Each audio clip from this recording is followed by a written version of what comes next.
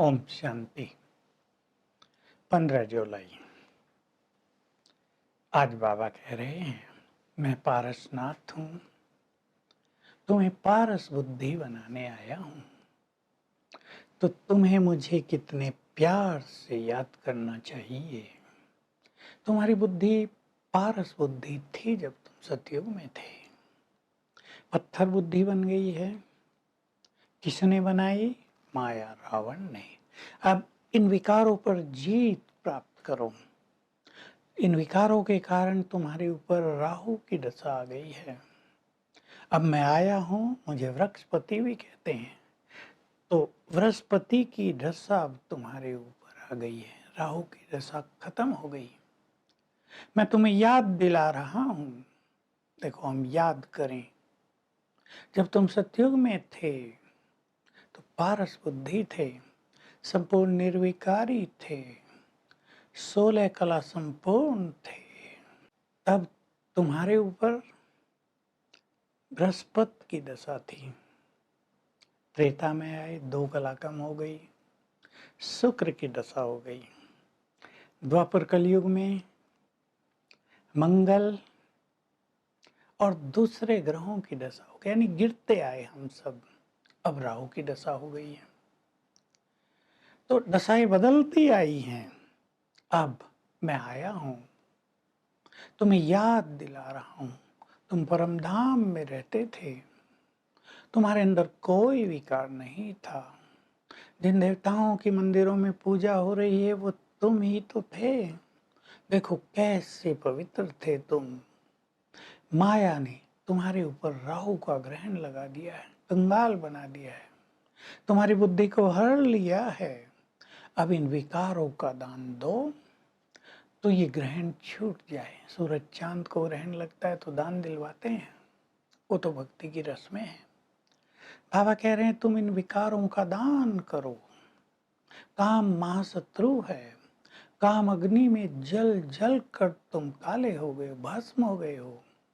मैं फिर से आया हूँ तुम्हें गोरा बनाने, पवित्र बनाने। मैं तुम्हें सदा सुखी बनाने आया हूँ। तुम्हें राजयोग सिखा रहा हूँ। मैं भारत का खास और सारी दुनिया की आम सदगति करने आ गया हूँ। अभी जब एक देवी देवता धर्म स्थापित होगा तो बाकी सभी धर्मों का विनाश हो जाएगा। उसके लिए ये महाभारत लड़ाई सामने खड़ी है। ये लड़ाई ही बहुत कल्याणकारी है। क्यों कल्याणकारी है? इसके बाद ही इस धरा पर स्वर्ग के गेट खुलेंगे, स्वर्णिम युग आ जाएगा। क्योंकि दुनिया बहुत गंदी हो गई है। बाबा याद दिला रहे हैं, सब कितने विकारी क्रोध की अग्नि में जलते रहते, एक दूसरों को दुख देते रहते हैं। पाप बढ़ गया है बहुत ज्यादा। तो बाबा कहते हैं दुनिया रहने लायक नहीं रही। तुम मेरे बच्चे हो, मैं तुम्हारे दुख दूर करने आ गया हूँ। तो बाबा ने आज कितनी बार एक शब्द बोला, लाडले बच्चों तुम पवित्र थे, 16 कला संपूर्ण थे। आप इन विकारों का दान दे दो। ये विकार तुम्हें परेशान कर रहे हैं। आज की सारी मुरली बार बार इसी पर चल रही है। अब हमारे ऊपर वृक्षपति की छाया है। देखो, इस बात को सभी समझ लें, हम भगवान के बच्चे हो गए। शिव को वृक्षपति भी कहते हैं क्योंकि जो कल्प वृक्ष है उसका वो बीज है। कहते हैं मेरी छाया तुम्हारे ऊपर है, तुम मेरी छत्र छाया में हो। मैं तुम्हारे लिए शिवालय की स्थापना कर रहा हूँ, वहां तुम बहुत सुखी रहेंगे। देखो, रोज बाबा याद दिलाता है ताकि हमारी बुद्धि इस दुखधाम से हटे। क्योंकि हम सभी इस दुखधाम में रहते रहते, इन विकारों के गर्त में, राहु की दशा में रहते रहते ये सब भूल गए हैं। इसे ही अपना संसार समझ बैठे। दुखों में जीने की आदत सी पड़ गई, बीमारियां बढ़ गई हैं। चारों ओर दुख, अशांति, हाहाकार जैसा दिखाई दे रहा है। तो बाबा आज बार बार समझा रहे हैं, इन विकारों का दान कर दो। हम आज चिंतन करेंगे, भगवान हमसे दान मांग रहा है। देखो, भगवान भी किससे मांगता है ना, हमें सुखी बनाने के लिए, हमारे पास उसको देने के लिए है ही क्या, वो हमारे थोड़े से धन को क्या करेगा।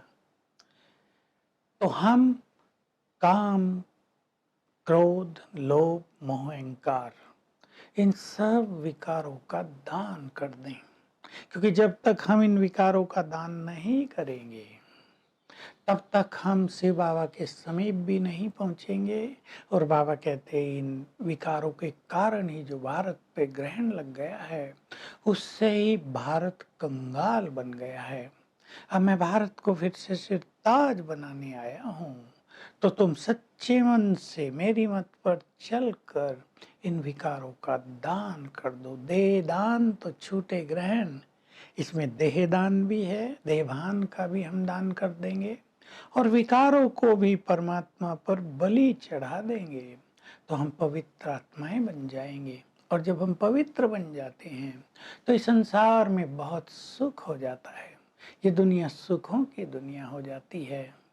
बाबा ने कई बार ये भी रिपीट किया, अब तुम पारस बुद्धि बन रहे हो, तुम ईश्वरीय बुद्धि बन गए हो। तुम पारस बुद्धि थे, विश्व पर राज करते थे। तो हम चेक करेंगे अपने को, विकारों का दान दिया है या कुछ बचा कर अपने पास भी रख लिया है। हम सब ने काम की सभी इच्छाओं को छोड़ दिया है, और वो तभी होगा जब हम देहभान से न्यारे होते जाएंगे, जब हमारी आत्मिक दृष्टि होती जाएगी। जितना जितना हम इस स्वरूप में स्थित होते जाएंगे, मैं आत्मा पीसफुल हूँ, शांत हूँ, क्रोध आप ही हमारा पीछा छोड़ता जाएगा, ईश्वरीय सुखों को पाकर हम तृप्त होंगे, तो जो धन का लोभ है उससे हम मुक्त होते जाएंगे। आत्मिक दृष्टि बनाएंगे तो आत्मिक प्यार बढ़ जाएगा, और दैहिक प्यार जिसको मोह कहते हैं वो समाप्त होता जाएगा। स्वमान के अभ्यास करेंगे, अभिमान जाता रहेगा।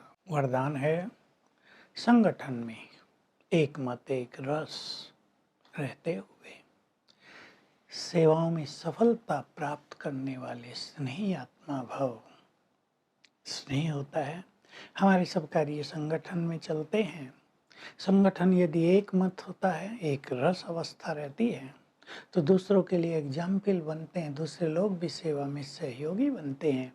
और इसका आधार बाबा ने बताया, एक ने कहा दूसरे ने माना। इससे संगठन मजबूत होगा, और जब माया देखेगी इनका संगठन तो बहुत मजबूत है, तो आने की हिम्मत भी नहीं रख सकेगी। तो ऐसे एक दो के सच्चे स्नेही बनो। स्लोगन है, कर्म और योग का बैलेंस रखने वाले ही सच्चे योगी हैं। आज का अभ्यास हम करेंगे। मैं कल्प वृक्ष की जड़ों में हूँ, वृक्षपति की छाया यानी उसकी छत्र छाया के नीचे हूँ, और मैं पूर्वज भी हूँ।